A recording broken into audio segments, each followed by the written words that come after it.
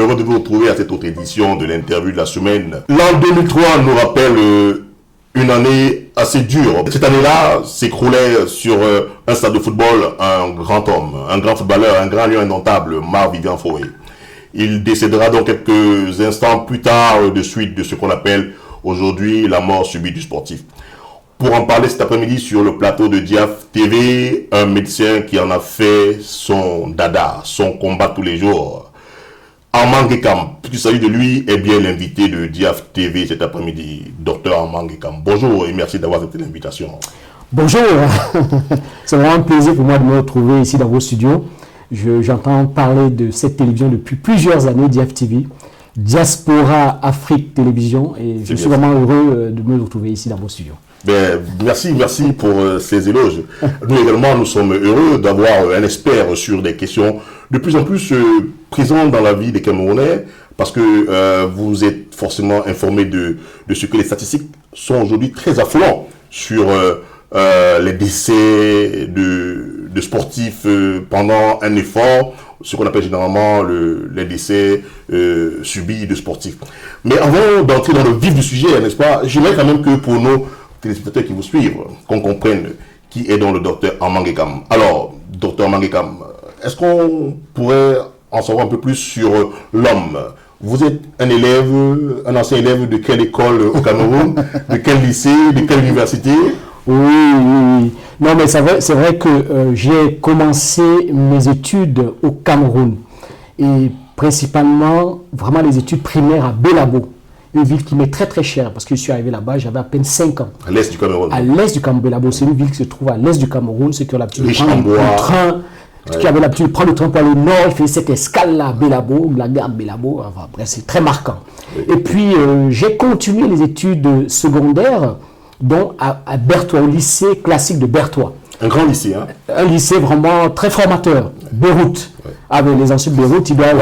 C'est comme ça qu'on appelle Beyrouth. Voilà, après l'obtention de mon bac, je suis allé un tout petit peu me forger à Ngoïkélé parce que mes parents ne souhaitaient vraiment pas que je puisse venir à l'étranger immédiatement. Ils souhaitaient que je me forge d'abord vraiment à l'enfer de Ngoïkélé parce que j'avais à peine 19 ans.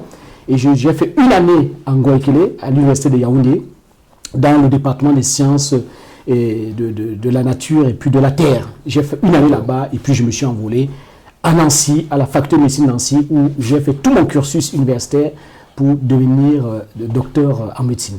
Alors, juste pour qu'on comprenne, hein, l'étudiant qui était plutôt en faculté de sciences et nature, arrivé à Nancy, décidé de faire des études de médecine.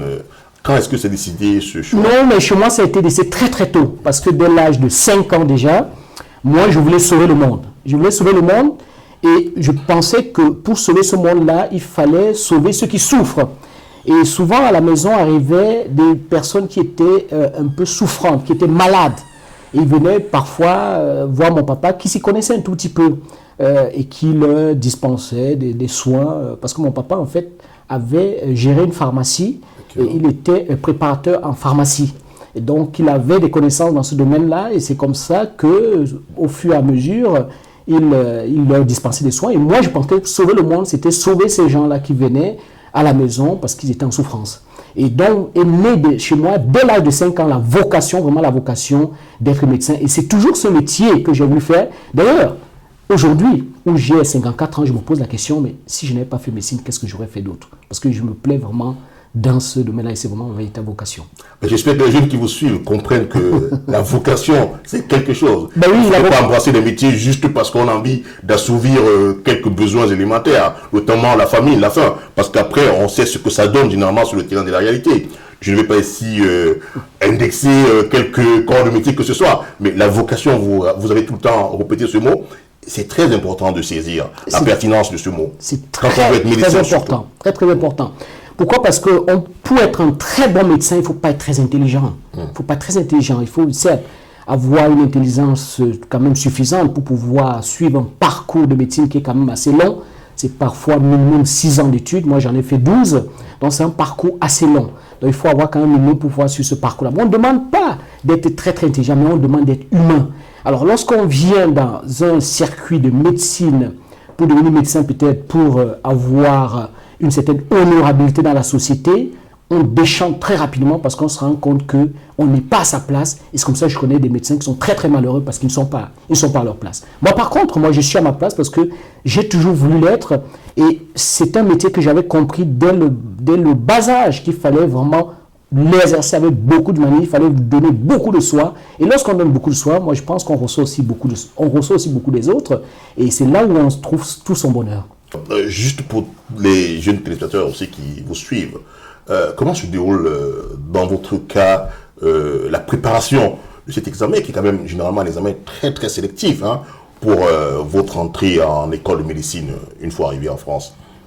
Oui, c'est d'abord la détermination. Vous savez, quand moi je suis arrivé, c'était en 1985, quand j'avais la faculté de médecine de Nancy en 1985, quand je vais m'inscrire, on me fait comprendre que pourquoi est-ce que je n'ai pas choisi une autre branche, comme par exemple aller faire une faculté autre, économique ou de biologie ou autre, parce qu'en médecine, il y avait une très faible probabilité pour qu'un étranger réussisse. Parce que le pourcentage de réussite des étrangers n'était que de 5%. C'est pas tout ça qui motive. Voilà, il n'était que de 5%. Pour les jeunes qui comment on fait Non, mais la première chose, c'est d'abord la détermination. Si vous n'êtes pas déterminé, si vous venez en aventurier, dès la première difficulté, vous abandonnez. Donc, il faut vraiment être déterminé. Moi, c'est le message que je passe aux jeunes là, qui m'écoutent. Si vraiment ils veulent faire médecine, il faut qu'ils soient déterminés à le faire. À partir du moment où on est déterminé, on fait les efforts qu'il faut. C'est-à-dire qu'il y aura un certain nombre de sacrifices. Il faut étudier ses leçons, il faut étudier ses cours, il faut être assidu en cours. Moi, je pars du Cameroun où je laisse à peu près près de 40 degrés, 37, 38 degrés. J'arrive ici, au mois de septembre, je me retrouve à 6 degrés. Et puis, très très rapidement, les températures tombent en dessous de 0 degré. Si on n'est pas déterminé, on aura plutôt tendance à rester sous sa couette au lieu de se lever pour affronter l'hiver et aller dans un amphithéâtre qui n'est pas toujours forcément bien chauffé. Donc, c'est vraiment cette détermination qui est très importante. C'est la clé. Et c'est la clé du succès. Une fois qu'on a cette détermination, maintenant, on met les moyens à sa disposition. C'est-à-dire qu'il faut quand même être assez régulier. Et il faut être, notamment au niveau des cours. Et puis, surtout, il faut apprendre ses leçons.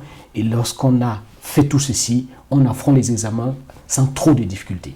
Alors, docteur, vous êtes constamment en déplacement en Afrique. Alors, comment arrivez-vous à concilier votre travail de médecin urgentiste à Soissons et tous ces voyages que vous réalisez en Afrique? Je note que vous revenez du Cameroun, il y a quelques jours encore, vous étiez au Cameroun. Oui. Pour ce combat qui vous tient à cœur, celui de la lutte contre la mort subite du sportif. Alors, juste une précision, il faut parler beaucoup plus de mort subite du sportif. Et que dites-vous de nous autres, les amateurs de sport? On ne sommes pas concernés? Mais bien sûr, tout le monde est concerné. Lorsqu'on parle de mort subite du sportif, ça concerne tous les sportifs. Ça concerne les sportifs professionnels, ça concerne les sportifs amateurs et ça concerne également les sportifs du 2-0. D'ailleurs, ça concerne même ceux qui font le sport en chambre. Très important. Parce que ça fait partie. Du sport. En tout cas, très important. Ça concerne tous ceux qui ont une activité physique. Vous faites de la marche tous les matins, vous êtes en train de faire du sport. La mort subite du sportif vous concerne également. Vous faites des pompes chez vous. Ça vous concerne également parce que cette activité physique qui vous permet peut-être d'améliorer tout simplement votre hygiène de vie fait partie est du sport. Donc ça concerne quasiment tout le monde. Je ne vois personne d'exclu lorsque je parle de mort subite sportive. D'ailleurs, lorsque vous courez pour rattraper votre autobus qui est en train de partir parce que vous êtes un tout petit peu en retard, vous êtes en train de faire du sport là sans le savoir. Et ça vous concerne également dans ce contexte-là, parce qu'il y a des gens qui meurent dans ces circonstances-là, et ces morts-là sont considérés comme étant des morts subites sportives. Merci pour la précision. Alors, et comment on arrive à concilier? Oui, justement, pour rebondir un peu sur la question, comment j'arrive à concilier, c'est une question d'organisation. C'est-à-dire qu'il faut avoir un planning qui est établi, et dont on va suivre. C'est pour ça que j'ai encore des amis qui m'appellent la veille pour me demander de participer à leur réunion le lendemain ou de participer à une activité dans la semaine. C'est très compliqué, très compliqué. D'ailleurs, pour qu'on puisse avoir ne serait-ce que cet entretien, il a fallu qu'on essaye de harmoniser nos emplois du temps. Parce que lorsque vous m'avez sollicité, j'étais en pleine préparation de cette journée de lancement de la mort subite du sportif qui a eu lieu le 2 novembre au Cameroun, et j'étais en train de partir pour le Cameroun et je ne pouvais pas répondre vraiment à votre invitation. Et je vous ai dit, on va essayer de remettre ça après, et dès que je suis revenu, je vous ai dit, voilà à peu près dans mon emploi du temps, mes disponibilités, est-ce qu'on peut se caler? Et vous m'avez proposé effectivement ce rendez-vous. C'est une question d'organisation. Et si on n'est pas organisé, effectivement, on ne peut pas mener sa vie professionnelle, sa vie familiale et ses combats comme la mort subite du sportif. Avez-vous l'impression que les différentes personnes que vous adressez dans vos combats sont sensibles à vos messages, à votre engagement, notamment les pays africains, les États africains? Mais à vrai dire, mon message a du mal à passer. Je vais être honnête, mon message a beaucoup de mal à passer. Pourquoi je dis que tout le monde, mon message a du mal à passer auprès de beaucoup de personnes et surtout auprès des institutions qui sont vraiment chargées de prendre ce combat-là à bras le corps. Je veux le dire pourquoi, parce que moi je reviens du Cameroun. Vous savez très bien que j'ai séjourné récemment au Cameroun pour lancer effectivement cette journée nationale de lutte contre la mort subite sportive, la mort subite des sportifs. Une journée, j'espère que dans les années à venir, elle finira par devenir une journée mondiale. En tout cas, nous sommes en train de travailler là-dessus, avec vraiment le soutien de la délégation régionale des sports du littoral, qui m'a beaucoup appuyé pour l'organisation de ces journées, puisqu'elle avait lieu à Douala, au complexe multifonctionnel de Bépanda à Douala. Et sur 30 fédérations sportives qui ont été invitées, il n'y a que 2 fédérations sportives qui ont répondu présentes. Donc, voyez, quand je fais ce constat-là, ça m'amène à comprendre que mon message, il faut dire que ce message, je le délivre depuis le décès de mon ami, mon frère, notre légendaire Marc Vienfoué, à savoir depuis le 26 juin 2003. Je suis en train de passer ce message-là, mais jusqu'à présent, on est quasiment, à combien d'années? On est quasiment à 16 ans. 16 ans, et le message a encore du mal à diffuser. Mais je ne me décourage pas, parce que ce combat, je dis toujours, c'est un combat d'inspiration divine. Chaque mort subite du sportif, pour moi, est une mort évitable. C'est une mort naturelle, mais c'est une mort évitable. Et on en grave, les statistiques sont macabres. Les statistiques sont affligeantes et je pense qu'il faut que je continue à mener ce combat sans me décourager. Et je crois que ça très difficile de me décourager parce que j'ai vraiment beaucoup de convictions, j'ai beaucoup comment j'allais dire ça, de conviction à mener ce combat-là et ça serait très difficile d'être découragé. Est-ce que vous ne pensez pas que la cible elle-même est un problème quand on sait qu'en général les fédérations au Cameroun sont assez peu organisées pour répondre présent à un appel comme le vôtre? Est-ce qu'il n'eût pas fallu appeler également des personnes lambda, puisque vous parlez de mort subite du sportif amateur également? Est-ce que ce n'est pas manqué un peu dans l'organisation? Non, mais, enfin, ceux qui ont reçu le dossier de presse pour le lancement de cette journée nationale de mort contre les morts subites sportives, journée nationale de lutte contre les morts subites sportives, on comprend très bien dans le dossier de presse, la cible était très diversifiée, la cible concernait le grand public, la cible concernait les sportifs professionnels, la cible concernait les sportifs amateurs, la cible concernait les étudiants dans des centres de sport, la cible concernait ceux qui pratiquent le sport à l'école, le sport lors de ne serait-ce que le sport scolaire qui est pratiqué toutes les semaines et puis ceux qui pratiquent le sport lors des examens scolaires. Vous savez qu'on enregistre énormément de morts subites pendant ces événements, la préparation du BPC, il y a une école du baccalauréat, il y a des écoles physiques et éducatives et souvent il y a beaucoup de morts dans ça. Mais si j'ai parlé tout à l'heure des fédérations sportives, c'est parce que ces fédérations sportives-là avaient pour but de venir comprendre le message fort que j'étais en train d'élever. Le message était très simple. Hein. L'ignorance tue, prévenir vaut mieux que guérir. C'était un message très simple. Et ce message-là ces fédérations sportives-là devaient capter ce message-là et maintenant essayer de diffuser ce message-là au sein de leurs membres pour sauver des vies. Parce que toutes ces fédérations ont enregistré des morts subites ces dernières années. Malheureusement, elles ont brillé par leur absence. Le grand public était par contre présent parce qu'il y avait énormément de personnes qui ont répondu à l'appel de cette journée de lutte, de cette première journée de lutte contre la mort subite des sportifs au Cameroun. Alors, vous dites donc que c'est l'ignorance qui tue. Qu'est-ce qu'on ignore, très concrètement parlant? Qu'est-ce que le grand public ignore dans ces morts subites du sportif amateur? Ben, le grand public ignore beaucoup de choses. Beaucoup de choses. Vous savez, c'est un sujet sur lequel je peux m'étendre à volonté. Et vraiment, j'ai parcouru énormément la littérature mondiale là-dessus. Et que ce soit la littérature scientifique, que ce soit la littérature grand public. Je me suis beaucoup épanché dessus depuis 2003, ça fait 16 ans. Et je me suis rendu compte que le grand public ignore beaucoup de choses. La première chose que le grand public ignore, c'est que même la mort subie du sportif existe. Pour le grand public, la mort subie du sportif est parfois de la fatalité, quand elle n'est pas de la sorcellerie. Ces sportifs qui meurent brutalement sur des terrains de sport ou qui meurent en pratiquant leur sport favori, souvent c'est attribué à de la sorcellerie. On les a pris au village, on accuse le grand-père, on accuse en Afrique en général. Et parfois ici en Europe, c'est parfois mis sur le compte aussi de la fatalité par certains esprits qui n'ont pas compris que la mort subie du sportif existe. D'accord? Et puis, qu'est-ce que le grand public ignore également? Le grand public ignore que la mort subie du sportif ne frappe pas le sportif lambda.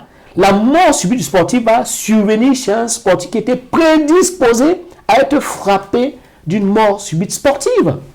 Vous comprenez ce que je suis en train de dire? Donc, il y a des signes d'alerte qui existent, mais il y a aussi des facteurs de risque de mort subite sportive qui existent. Je vais prendre un exemple très simple. Ça va être ça la suite. Ça va être très simple.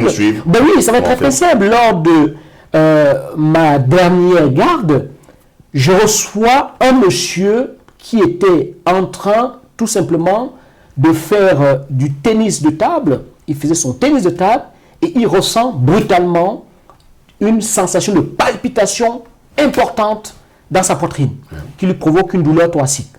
Bon, ce monsieur, il a arrêté son activité et il est venu consulter aux urgences. Quand il arrive aux urgences, c'est moi qui le reçois. Dans l'interrogatoire, je me rends compte qu'effectivement, il a eu une palpitation qui n'a pas duré longtemps. Elle a duré, il me dit, docteur, franchement, ça a duré à peu près 30 secondes, mais c'était des secondes quand même insupportables. J'ai une douleur, j'ai même cru que je me suis demandé qu'est-ce qui se passe. Donc, je suis venu consulter parce que j'ai quand même déjà entendu dans l'une de vos émissions où vous parlez des signes d'alerte de malaise cardiaque. Et je suis venu consulter. Effectivement, ce monsieur-là avait une maladie cardiaque sous-jacente. Il avait ce qu'on appelle un syndrome de Wolff-Parkinson-White, à savoir un syndrome de préexcitation. Son cœur était prédisposé à faire des fibrillations ventriculaires. Donc, ce monsieur, s'il avait continué son activité sportive, il aurait eu encore ce symptôme qui est la palpitation qui serait survenue, qui aurait duré peut-être beaucoup plus longtemps et qui l'aurait peut-être entraîné un malaise. Un malaise qui se serait suivi peut-être d'un arrêt cardiaque. Et ce jeune homme-là serait mort aujourd'hui s'il n'avait pas écouté son cœur et s'il n'avait pas écouté son corps. Les sportifs ignorent les alertes. Les sportifs ne connaissent pas les signes d'alerte. Les sportifs ne savent pas identifier les facteurs de risque. Un facteur de risque, c'est très simple. Si dans votre famille, vous avez quelqu'un qui a des problèmes cardiaques, ou si vous avez enregistré une mort subite quelconque au sein de votre famille, vous êtes tout de suite considéré comme une personne à risque. Mais il y a beaucoup de gens qui ignorent ça. Et dans ce cas, il faut consulter, c'est ça? Il faut consulter. Il faut consulter pour qu'on puisse effectivement éliminer un facteur de risque qui est sous-jacent et qui existe. Les sportifs ignorent les causes de mort subite sportive. Ces causes de mort subite sont de deux catégories, en fonction de l'âge. Oui. Quand on a moins de 35 ans, c'était le cas du jeune homme qui est venu me consulter, il avait 28 ans. Quand on a moins de 35 ans, en fait, c'est des maladies cardiaques congénitales, ce qu'on appelle les cardiomyopathies congénitales. On est né avec. Elles vont s'aggraver avec l'âge. Souvent, au départ, elles ne sont pas facilement détectables. Elles vont s'aggraver avec l'âge, mais parfois, ces maladies cardiaques peuvent donner un signe révélateur de sa présence dans votre organisme. Ce signe révélateur, ça peut être une palpitation, ça peut être une douleur thoracique, ça peut être un essoufflement anormal lorsque vous pratiquez votre activité physique.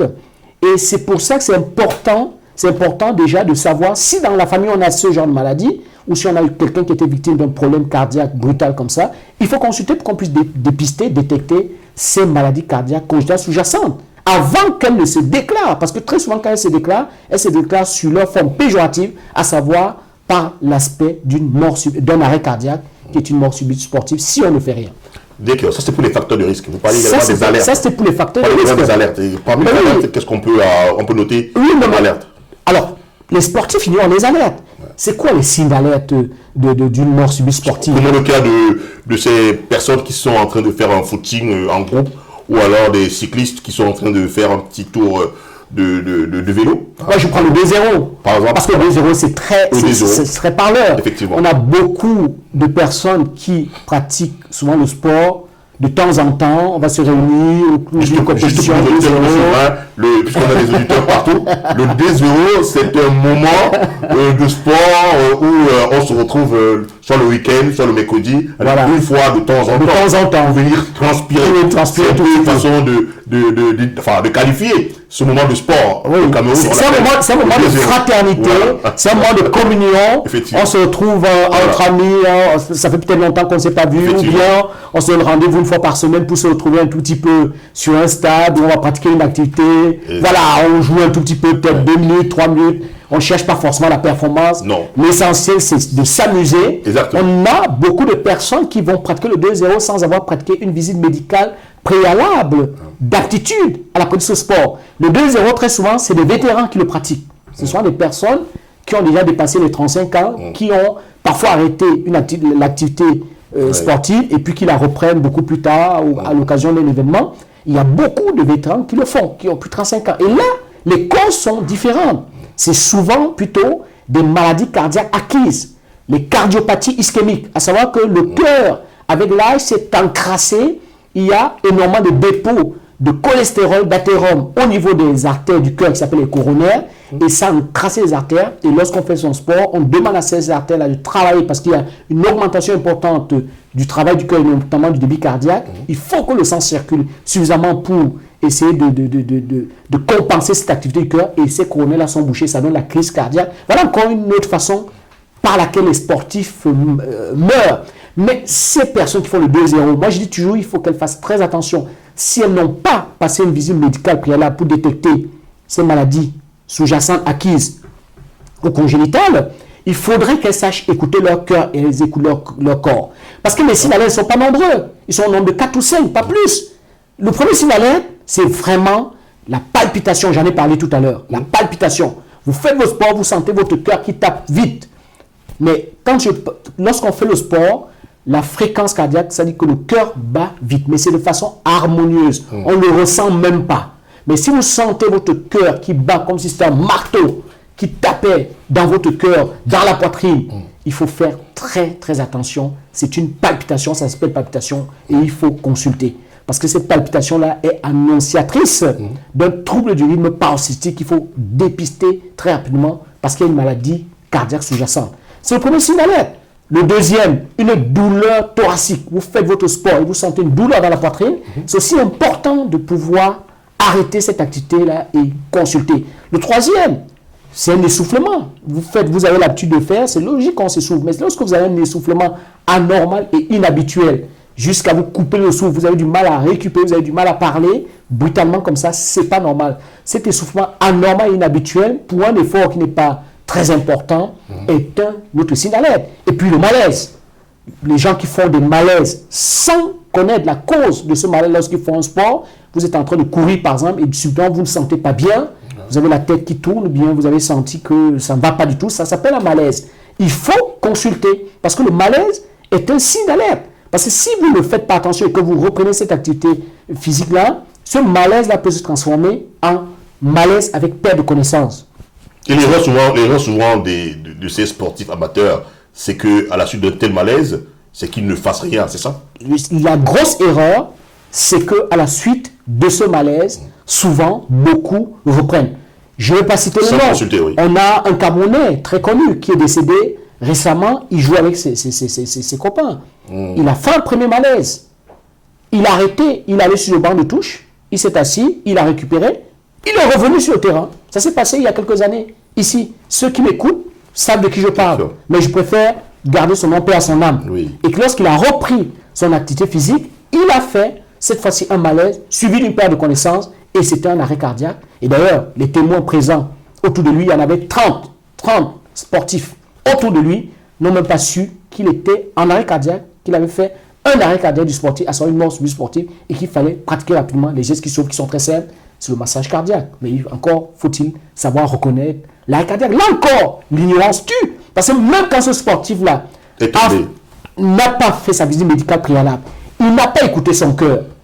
pour pouvoir détecter les signes d'alerte qui sont présentés et qu'il fait son malaise et que ce malaise, malheureusement, heureusement plutôt, n'était pas grave, il reprend son activité, ce qu'il n'aurait pas dû faire, et il tombe, les témoins présents par ignorance ne savent même pas les gestes qu'il faut pratiquer. Moi, j'ai fait un test, permettez-moi, j'ai fait un test il y a le bouche à bouche, à Aulnay-sous-Bois, où j'ai fait une simulation avec 2 sportifs, un qui allait tomber, l'autre qui allait appeler les secours. Pendant 5 minutes chronométrées sur ma montre, il y avait plus de 30 personnes, une cinquantaine de personnes. C'était un stade plein. Personne n'a su les 3 gestes qu'il faut faire. Personne en aucun moment, alors qu'on avait les pompiers qui n'étaient pas loin, puisque c'était une compétition internationale où les pompiers étaient présents. Personne n'a su qu'il fallait même ne cesse qu'appeler les pompiers qui n'étaient pas loin pour qu'ils viennent secourir. Les gestes sont simples. Appeler, masser, défibriller. Mais c'était 5 minutes sur une cinquantaine de personnes présentes autour de ce joueur-là. Personne n'a su l'un de ces 3 gestes. Appeler, masser, défibriller. C'est pour ça que je dis, l'ignorance tue. Prévenir vaut mieux que guérir, parce qu'en cas de mort subite sportive, le meilleur traitement est la prévention. Parce que quand ça arrive, il faut utiliser un défibrillateur. Ce massage cardiaque parfois ne suffit pas. Oui. Et les défibrillateurs, on n'en a pas, notamment en Afrique. Donc, il vaut mieux prévenir que guérir. Alors, vous parlez donc justement de cette ignorance-là. Qu'est-ce que vous direz aujourd'hui de l'absence du grand public? Enfin, je dis toujours du grand public, peut-être c'est pas le mot. Est-ce que vous avez pu avoir tous ces enfants qui jouent au football dans les quartiers, dans les rues? Parce que ça peut leur arriver. Parce que je n'arrive pas à comprendre comment, avec ce discours-là que j'entends, vous nous informez de ce que votre déception est énorme quant à l'absence du public venu écouter ces choses qui sauvent des vies. Oui. Alors, c'est un travail énorme. C'est un travail énorme. C'est un travail de sensibilisation. Juste pour savoir, est-ce que vous n'allez pas chercher ailleurs une cible, alors que celle qui peut être la plus demandeuse est à côté de nous? Je pense à ces enfants qui jouent dans les interquartiers au Cameroun. Je pense à ces enfants qui jouent dans les rues au Cameroun. Ça leur arrive. Je pense à ces enfants qui vont au sport du CPE ou des enseignants de sport n'ont pas forcément la connaissance, le savoir, le massage dont vous parliez tout à l'heure. Est-ce qu'il ne faudrait peut-être pas revoir comment communiquer les cibles, surtout dans ce discours, dans ce combat que vous menez, qui me paraît aujourd'hui un combat important, voire très important? Mais c'est ce que je suis en train de faire.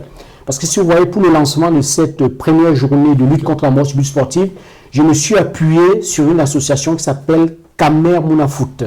Et au sein de cette association, j'ai créé la branche Kamer Sport Santé.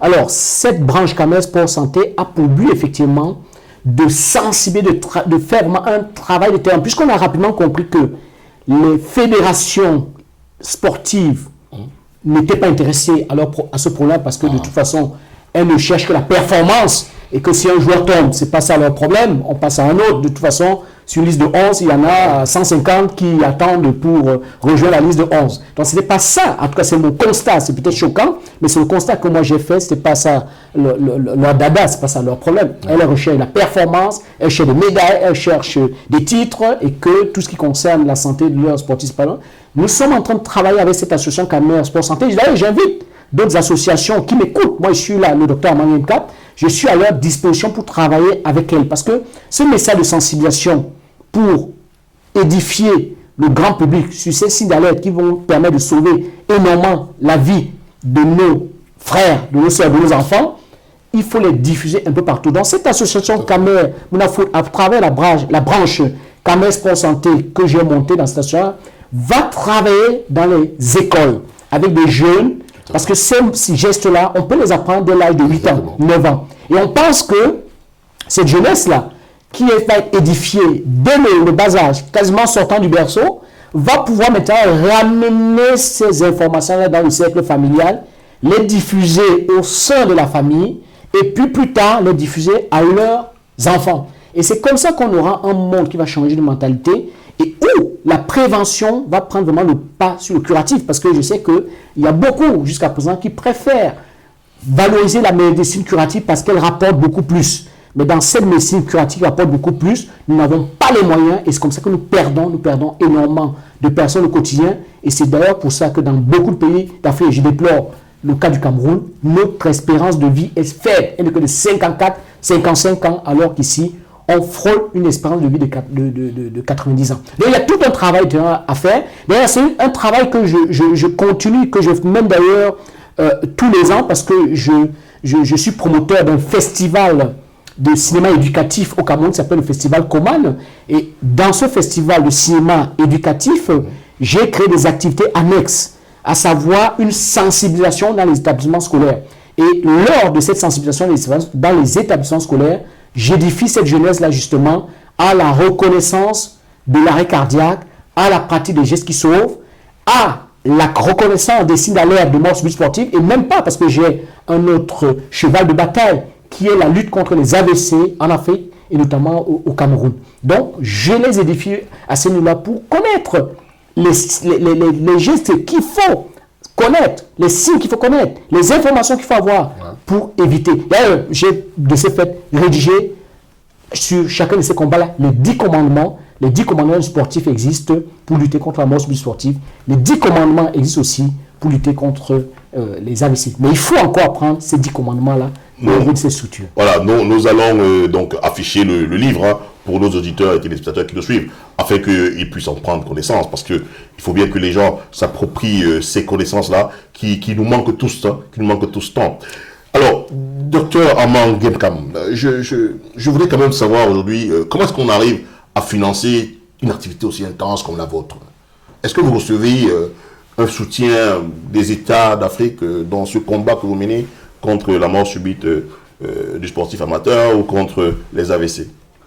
Ben, tout à l'heure, quand j'ai dit que je ne suis pas compris jusqu'à présent, c'est parce que pour le lancement de la première journée de lutte contre les morts subites sportives, c'est un travail qui m'a valu 1 an. J'ai touché à travers un dossier marketing, de sponsoring et même un dossier de presse bien fourni, un certain nombre de partenaires qui m'ont fait des promesses, et puis à la fin, aucun partenaire, je dis bien aucun partenaire n'a tenu la promesse donnée. Aucun partenaire n'a tenu sa promesse. Donc, c'est des choses que je finance sur des fonds propres. Comme j'ai l'habitude de dire dans les médias, je dis, c'est l'argent des bébés des enfants que j'utilise pour pouvoir mener ces actions-là, parce qu'à un moment, il faut faire des sacrifices, où j'offre des beignets aux enfants, où je sauve la vie de ces enfants-là. Et parfois, je me dis, au lieu de leur offrir des beignets, je préfère sauver leur vie en mettant en place des actions qui sont coûteuses, bien évidemment, et qui nécessitent bien évidemment un financement, et ça se fait sur des fonds propres. Ben, bravo, action très très louable. Alors, quand on regarde le Cameroun, par exemple, si on prend le cas du Cameroun, même le cas du Gabon, vous avez été également au Gabon. Tout à fait. Donc, je voudrais juste que vous nous expliquiez aujourd'hui comment est-ce que vous arrivez à articuler à la fois ces premiers secours sur le terrain et puis ce qui suit après, parce que on sait aujourd'hui que les plateaux techniques en Afrique, c'est une autre paire de manches. Comment est-ce que vous faites, vous, pour que, avec vos collègues qui sont parfois dépourvus de plateaux techniques, on va dire de base, pour prendre en charge, n'est-ce pas, leurs patients? Comment est-ce que vous faites pour travailler avec eux, n'est-ce pas, dans ce combat que vous menez? Parce qu'il faut dire quand même qu'il y a 2 aspects. Il y a l'aspect, effectivement, de la prévention. Mais une fois qu'on est dans le cas d'un patient qui, n'est-ce pas, est tombé sur un stade de football, il faut bien à un moment donné l'amener à l'hôpital. Comment est-ce que vous arrivez à gérer ça, sachant que les plateaux techniques aujourd'hui, il n'en existe pas au Cameroun, en Afrique en général? Mais tout mon combat a vraiment pour objectif de ne pas en arriver là. C'est pour ça que je dis que l'ignorance tue, prévenir vaut mieux que guérir, et le meilleur traitement est la prévention. Parce que je sais que si on en arrive au drame de la mort subite sportive, et qu'on en arrive à récupérer peut-être pas le massage cardiaque ou autre, je sais que derrière, ça va être très difficile de suivre. Parce que souvent, c'est des personnes qui vont finalement être en réanimation si elles ne récupèrent pas immédiatement. Je dois aussi dire que parfois, rien que par la défibrillation, si vraiment l'arrêt cardiaque du sportif a lieu immédiatement et que le sportif a été massé immédiatement et que le sportif est défibrillé immédiatement, parfois ça suffit, rien que ces 3 gènes-là suffisent largement à ramener le sportif à la vie, et il n'a pas besoin de partir sur un plateau de réanimation. Mais si ça arrive très tardivement, c'est-à-dire que les gestes ont été réalisés très tardivement, par exemple par moi qui viens de mes urgences et qui arrive 30 minutes après pour réanimer ce sportif parce que rien n'a été fait initialement, souvent c'est des sportifs qui ont des séquelles et il faut les amener dans des plateaux techniques assez avancé pour pouvoir pratiquer une certaine réanimation. Et là, les moyens manquent. C'est pour ça que tout mon combat, c'est de ne pas en arriver là. D'ailleurs, c'est pour ça que dans vraiment ce message que je dis, l'ignorance tue, le meilleur prévenir vaut mieux que guérir, j'ai rajouté le meilleur traitement est la prévention. Parce que pour éviter de se retrouver dans un plan technique qui va être inexistant, et donc on va finir par mourir, soyons plutôt préventifs. Et ça constitue pour nous notre meilleur traitement et ça ne coûte même pas d'ailleurs cher. Oui, alors on a bien compris que pour vous la prévention est de mise. Mais vous disiez tantôt qu'un patient que vous avez reçu, je crois, ici en Ile-de-France, oui. Après une partie de match de tennis de table, vous découvrirez qu'il avait une malformation cardiaque. Au Cameroun aujourd'hui, pour prendre le cas du Cameroun, reconnaissons quand même qu'il est aujourd'hui assez compliqué de faire un scanner. Il n'est pas à la portée toujours de tous les patients. Aujourd'hui, le minimum doit coûter, 65-70 000 francs CFA. On est d'accord. Ce qui est au-delà on va dire, du salaire minimum de base au Cameroun. C'est un peu de ça que je parlais aussi, en parlant de tout ce qui participe même de la politique de la santé au Cameroun. Je ne parle pas encore de santé publique, de la santé, de la prise en charge des malades. Tout ça, est-ce que c'est des choses que vous tenez en compte dans votre combat? Parce que sinon, comment dépister le patient qui arrive si on n'a même pas le scanner à sa disposition? Si ce patient n'a même pas l'argent, qu'est-ce que vous avez comme suggestion à faire? Non, mais en matière de mort subite sportive, heureusement, en matière de mort subite sportive, parfois le dépistage n'est pas compliqué. Dans le dépistage, il suffit parfois d'avoir un examen clinique bien conduit, à savoir un interrogatoire bien conduit pour identifier effectivement les antécédents personnels et familiaux de la personne que vous avez en face qui vient chercher un certificat médical d'aptitude à partir de son sport. Mais surtout, il faut faire un électrocardiogramme. L'électrocardiogramme, c'est un appareil qui permet effectivement de lier l'activité électrique du cœur. Et ça peut être à la portée, mais il faut encore... Vous savez, au Cameroun, les gens roulent avec des gros cylindrés. Les gens vous construisent des triplex qui coûtent des milliards de francs. Mais ils sont incapables d'investir le moins de centimes pour leur santé. Il faut que les mentalités soient révolutionnées. Moi, vous savez, je dis toujours la médecine que je pratique ici en Europe, et je la pratique depuis plus d'une trentaine d'années, il n'y a rien que je ne puisse pratiquer au Cameroun. Je peux pratiquer la même médecine au Cameroun. La seule différence, c'est qu'ici, en Europe, on sait qu'il faut un thermomètre dans un hôpital. On sait qu'il faut un tensiomètre. On sait qu'il faut un stéthoscope. Au Cameroun, ça va être différent. Le thermomètre, on ne sait même pas qu'il en faut dans un hôpital. On ne sait pas qu'il faut doter cet hôpital-là d'un tensiomètre ou d'un stéthoscope, encore d'un électrocardiogramme. Ce n'est qu'une volonté politique. Mais là, vous m'amenez sur un terrain politique qui n'est pas mon terrain. Et je laisse les politiques répondre à ces questions. J'ai bien compris que ce n'est pas votre terrain. Mais puisque votre combat ne saurait faire l'économie de cette partie-là, bien sûr, vous comprenez que je ne puisse vous interviewer sans vous demander. Non, mais vous avez l'articulation que vous avez entre ces aspects, je dis corrélés plutôt à des actions de prévention, et puis des autres aspects corrélés plutôt à des actions, on va dire, curatives. Oui, vous avez tout à fait raison, parce que j'ai organisé il y a de cela 3 ans le premier forum médical de la diaspora médicale camerounaise. En France, c'était à Paris, à l'ambassade du Cameroun. Ça s'était organisé effectivement pour faire l'état des lieux. Je vous coupe pas, vous avez quand même reçu donc de l'ambassade du Cameroun la possibilité d'organiser votre forum dans ces lieux. Il y a quand même de temps en temps un soutien alors.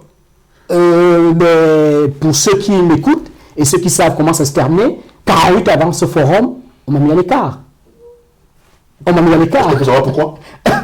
Justement, on m'a mis à l'écart parce que je voulais, à travers ce forum-là, faire le diagnostic de l'état des lieux de la santé au Cameroun pour définir des solutions. Et malheureusement, le diagnostic que j'allais faire n'allait pas plaire à beaucoup de personnes. Parce que les solutions que je préconisais aussi n'allaient pas plaire à beaucoup de personnes. Vous savez, quand vous mettez un forum comme ça, vous avez déjà fait tout un travail en amont.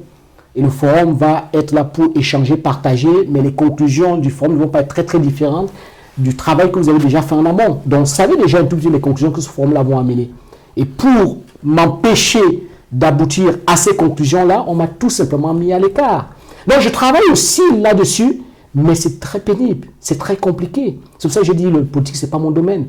Je préfère rester dans un domaine totalement apolitique, associatif, caritatif, avec les associations avec lesquelles je travaille, et je me sens beaucoup mieux avec ces associations-là. Les politiques, ils me connaissent très bien, ils savent ce qu'il faut faire pour réformer le système de santé au Cameroun. Ils savent que si chacun essaie de donner un tout petit peu... Concrètement, il faut faire quoi, par exemple? Il faut tout simplement la volonté politique. Il faut toujours la volonté politique de doter le Cameroun d'un certain nombre d'infrastructures. Il faut tout simplement la volonté politique pour mener au Cameroun des campagnes de sensibilisation à large échelle pour pouvoir prévenir et non seulement guérir. Mais il faudrait des médecins pour faire ça, non?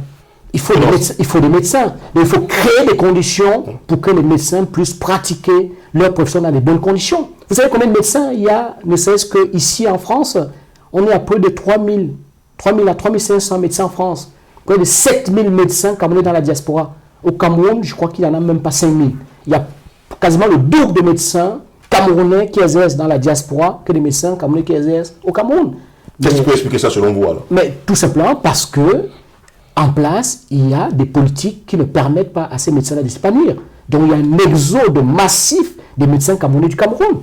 Vous savez, vous essayez la médecine au Cameroun, vous essayez de vouloir changer un tout petit peu les choses telles qu'elles sont mises en place, vous êtes ostracisé, vous êtes directement affecté. Vous savez, le neurologue qui avait été affecté dans un village parce qu'il faisait partie d'un syndicat de médecins camerounais, et il a osé ouvrir sa bouche face au ministre de la Santé, et on l'a affecté dans un village, alors que ce neurologue-là, on en veut au Cameroun. Pourquoi? Parce que les ABC foudroient au moins 20 000 personnes tous les ans au Cameroun, et voilà le neurologue, on s'en est passé, on l'a affecté dans un village où il ne fait rien, alors que les Camerounais ont besoin de lui dans les structures de neurologie qu'on devait d'ailleurs créer. On devait créer des centres de neurologie. Ici, on a des unités de soins intensifs de neurologie. On devait les créer au Cameroun, dans les 10 provinces du Cameroun, dans les 10 régions du Cameroun. On devait pouvoir implémenter ça. Donc, il faut une volonté politique. Ce n'est pas compliqué à faire. Il faut une certaine volonté politique, mais malheureusement, cette volonté politique n'existe pas. Mais comme je dis encore... Que fait l'ordre des médecins camerounais alors? Qui, récemment d'ailleurs, ici à Paris encore, organisait un symposium pour communiquer avec les médecins camerounais qui ont parfois acquis des nationalités étrangères, mais qui sont toujours bien... Mais l'ordre des médecins camerounais d'or. L'ordre des médecins, je vous le dis, l'ordre des médecins camerounais d'or. Lorsque moi, je suis allé au Cameroun pour organiser le premier symposium, le premier forum de les histoires camerounaises, je suis allé au Cameroun et j'ai voulu rencontrer le président de l'ordre national des médecins du Cameroun. Monsieur Sanjon, oui. C'est son nom. Il sait, il m'écoute. Il sait comment il m'a reçu. Il m'a reçu de haut.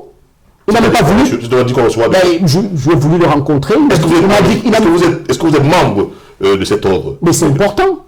C'est important.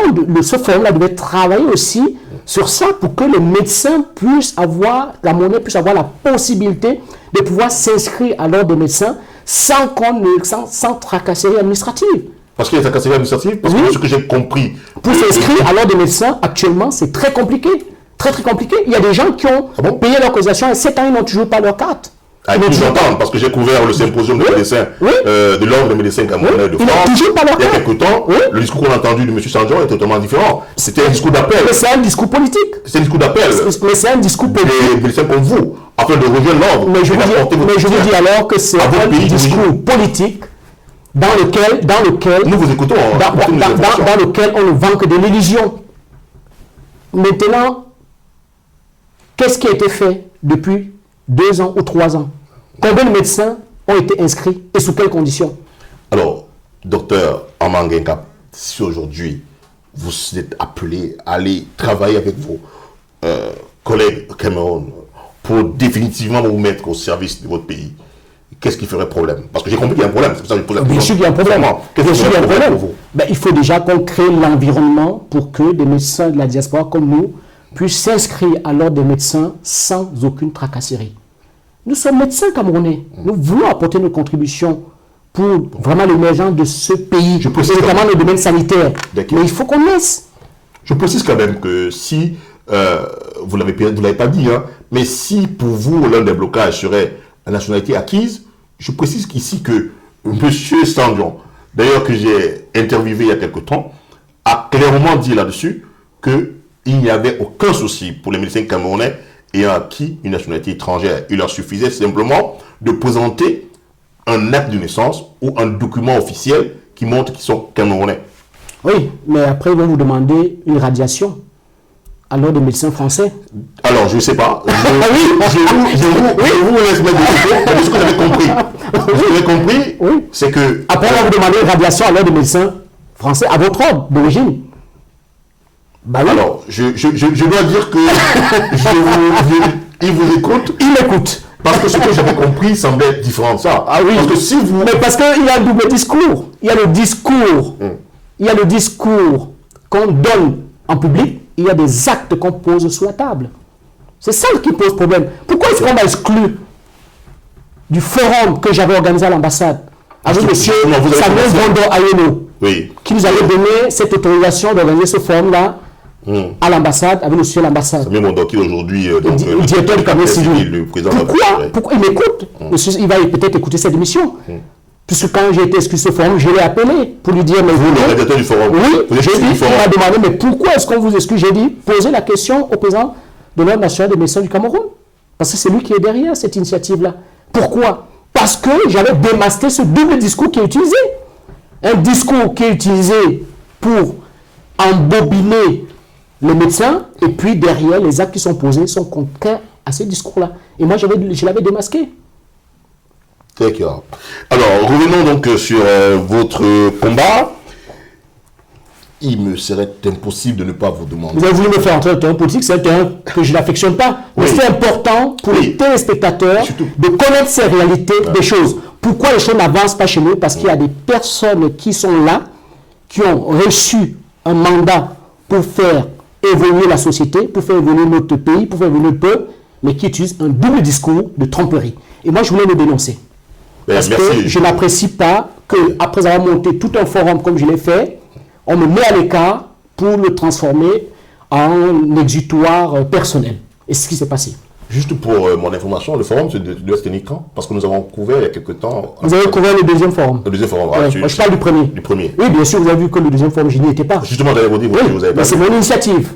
D'accord. Vous pouvez demander à président de Mettre Cam France, Dieudonné Kemonnier, c'est mon initiative. Ok.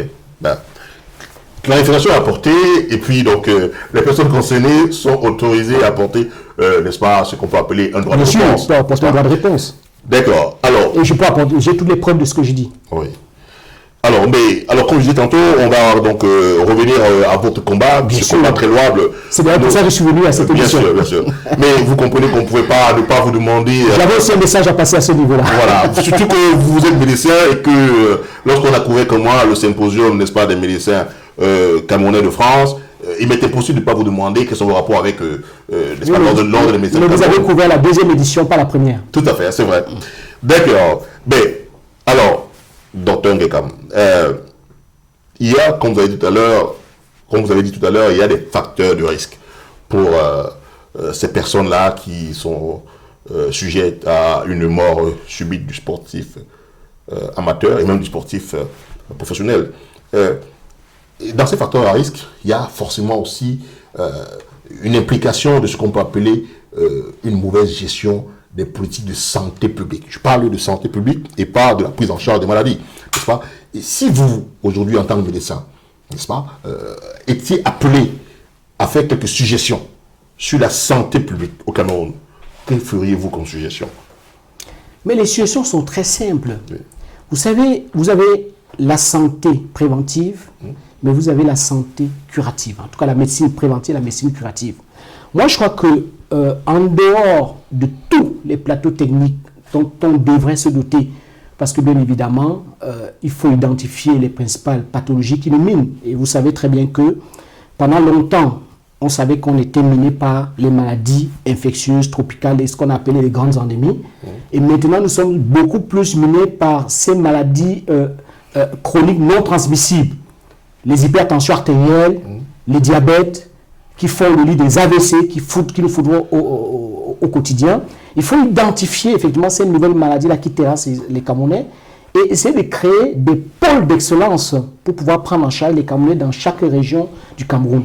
On peut effectivement les stratifier avec un premier niveau, un deuxième niveau, un troisième niveau. C'est-à-dire que le premier niveau peut peut-être ne serait-ce que l'arrondissement où le patient est pris en charge et puis en fonction de la gravité, il va monter au niveau du deuxième lieu que le département et puis en fonction de la gravité encore, il va aller peut-être au niveau des régions où il y a vraiment, au niveau des régions où il y a vraiment des hôpitaux d'excellence. Donc voilà ce qu'on peut faire pour chaque pathologie qui mine, et notamment en ce qui concerne les AVC qui nous foudroient énormément et l'hypertension artérielle. Mais il y a aussi, avant ce volet vraiment de médecine curative, que j'appelle de médecine secondaire, il y a le volet primaire, la santé préventive, la médecine préventive. Et là, il y a un gros travail à faire.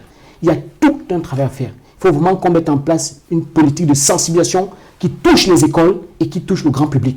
Il y a des films qu'on peut faire, des films éducatifs qu'on peut faire. Moi, j'ai par exemple fait un film sur les AVC, Le tueur silencieux, que j'ai tourné sur AVC, 26 minutes, qui montre effectivement comment des personnes qui n'ont pas compris ce que c'est qu'un AVC vont être foudroyées par ce mal, parce que ces personnes-là souffraient d'un mal mystérieux qui n'est que l'hypertension artérielle.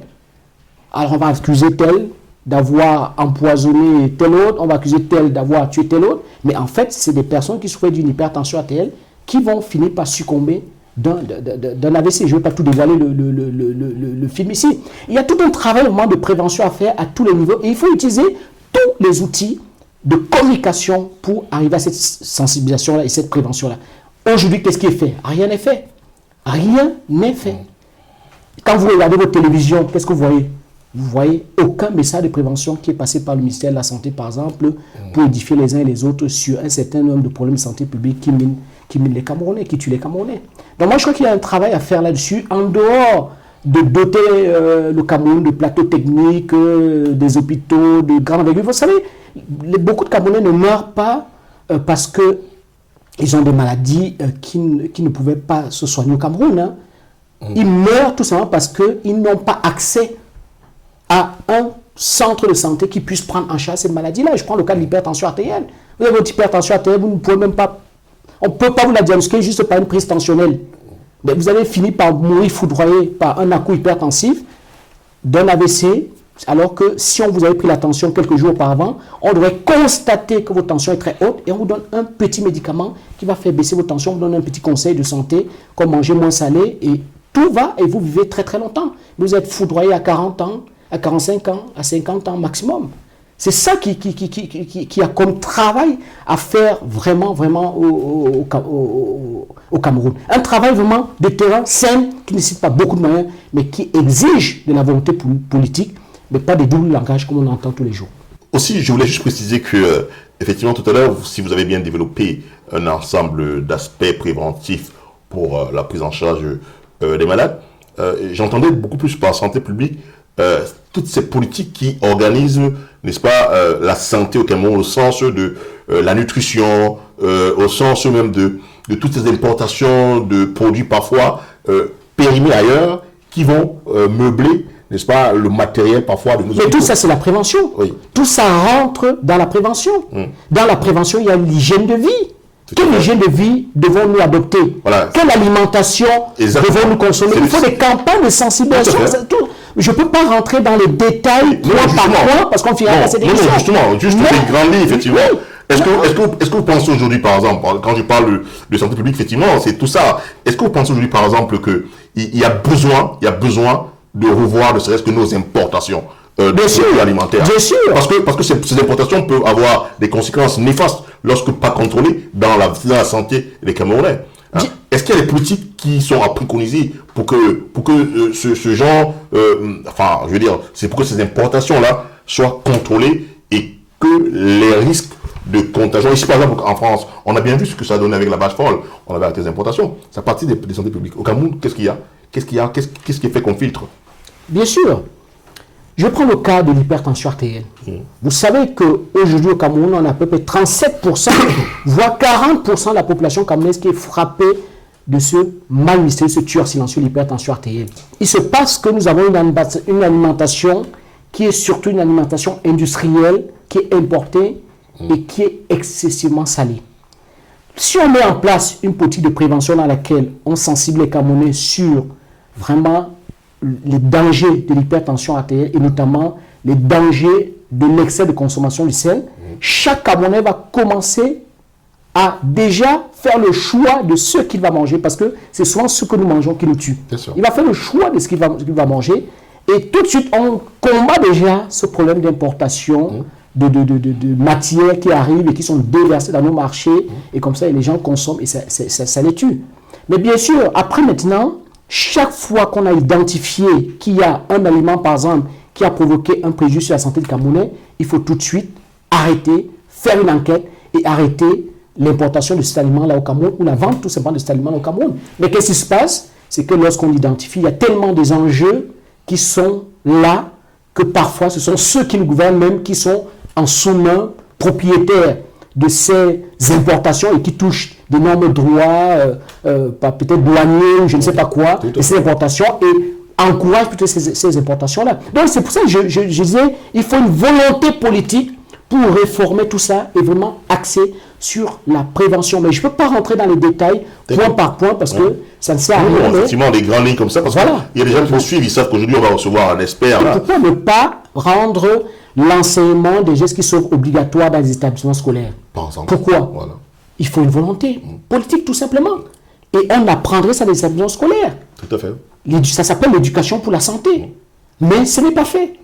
Mais ils ont plutôt introduit quelque chose en classe de 4e qui avait trait, n'est-ce pas, au vagin de la femme, aux aspects intimes de la jeune fille. Ils avaient estimé que c'était plus instructif que d'apprendre aux enfants, n'est-ce pas, des gestes, comme vous dites, des gestes simples qui sauvent des vies.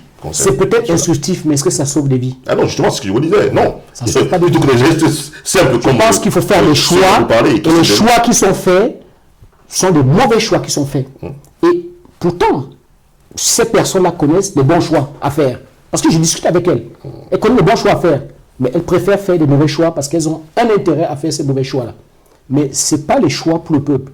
Parce que pour le peuple, il y a un autre choix à faire. Si on veut vraiment sauver la vie des Camerounais et améliorer notre système de vie, parce que les indicateurs de l'état de santé d'un pays, c'est le taux de mortalité, c'est le taux de morbidité par maladie et c'est l'expérience de vie. La qualité de santé même de sa population. Tout à fait, c'est mesuré par ces indices-là. La qualité de santé de la population est mesurée par ces différents indices-là. C'est ces indices-là qui permettent de mesurer quel est l'état de santé de la population.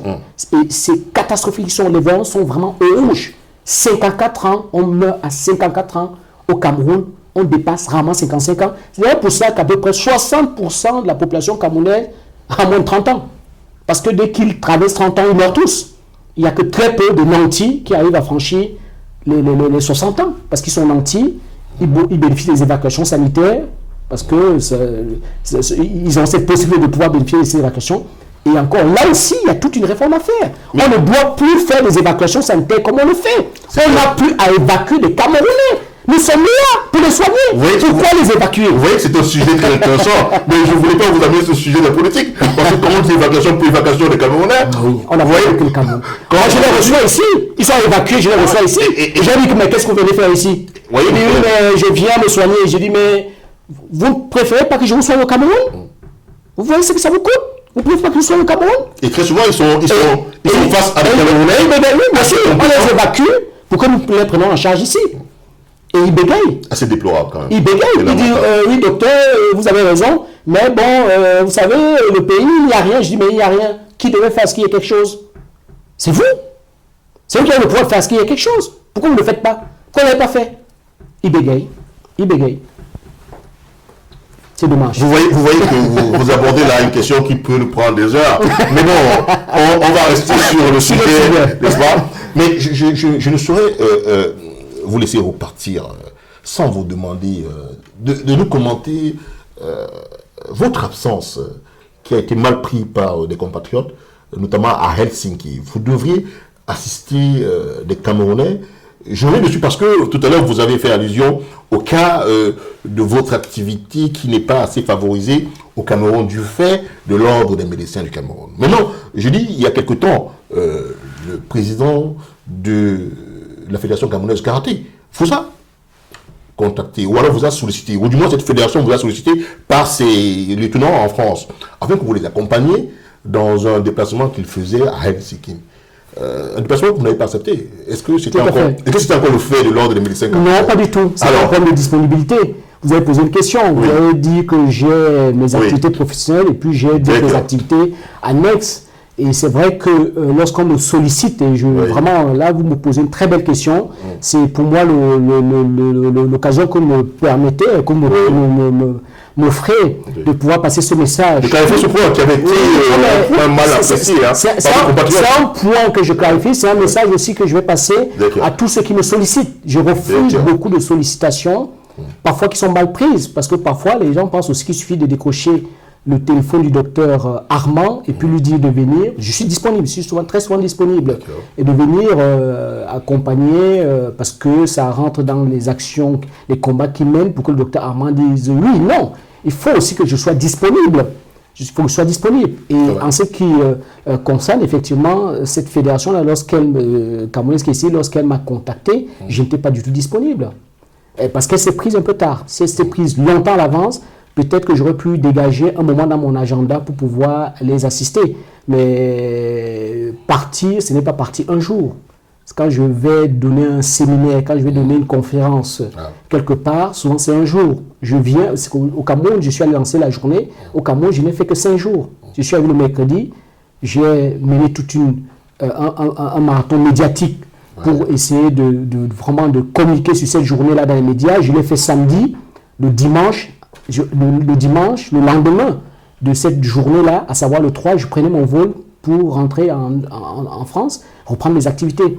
Donc il faut vraiment me consulter longtemps, me contacter longtemps à l'avance, et puis on essaie de dégager un planning dans lequel je peux me rendre disponible. Vous savez, là, je viens de refuser un festival de cinéma au Maroc.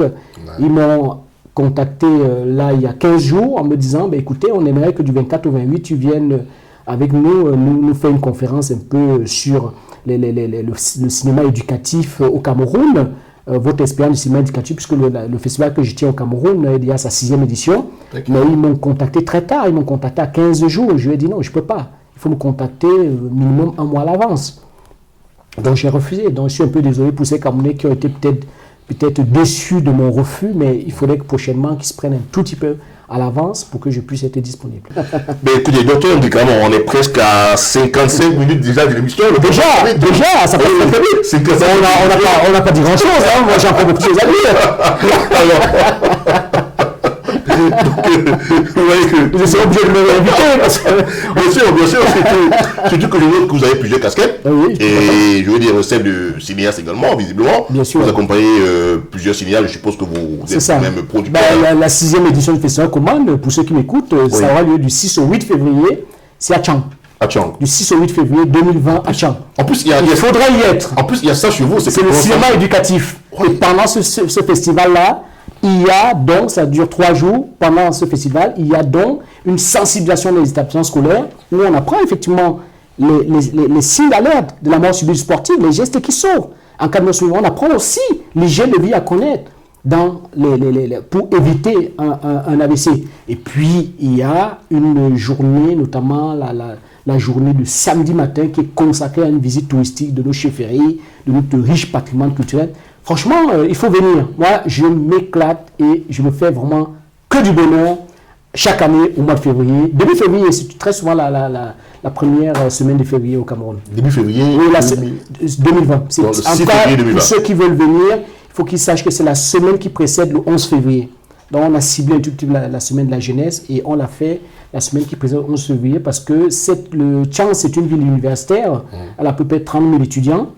Et cette semaine qui précède la fête de la jeunesse, souvent les étudiants sont libres parce qu'ils sont dans des activités jeunesse en préparation pour la journée du 11 février. Et donc nous profitons un peu pour les édifier au cinéma.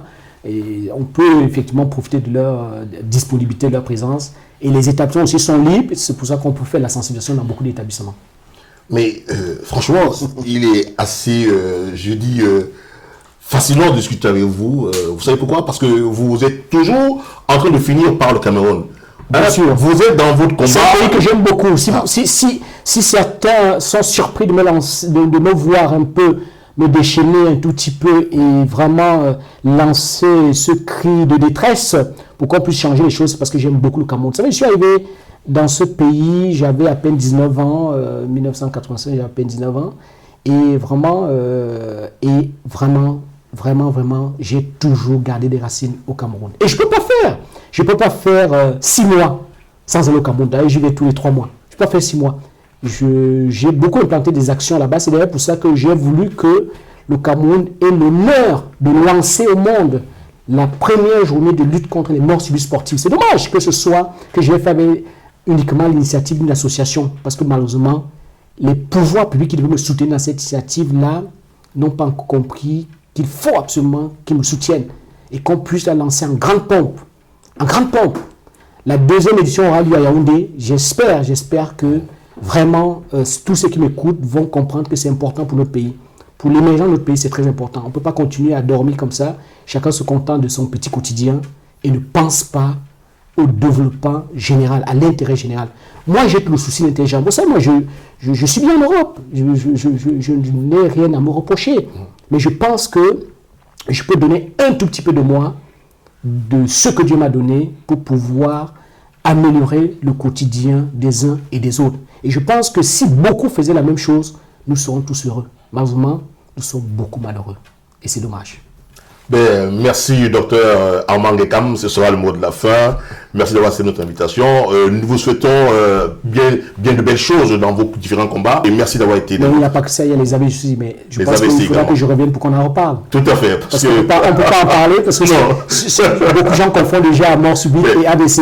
Si on mélange les deux sujets, les gens sont complètement perdus. Écoutez, moi, je vous donne rendez-vous ici pour vous parler des AVC. Parce que les AVC également font des ravages en Afrique, au Cameroun en particulier. Et même dans notre diaspora. Exactement. Beaucoup dans notre diaspora sont foudroyés par des AVC. On ne le sait pas souvent. Moi, je le sais parce que je suis médecin et que je suis parfois appelé à intervenir. Non, c'est un sujet qu'il faudrait qu'on aborde lors d'une autre rencontre. Mais écoutez, rendez-vous donc pris ici pour parler de ça. Bien sûr. Chers téléspectatrices et téléspectateurs de Diaf TV, cette émission est à présent terminée. Merci d'avoir été le nôtre. On vous dit à bientôt avec le docteur Armand Gekam pour parler des AVC. Au revoir. Au revoir. Voilà. Na bala bola ye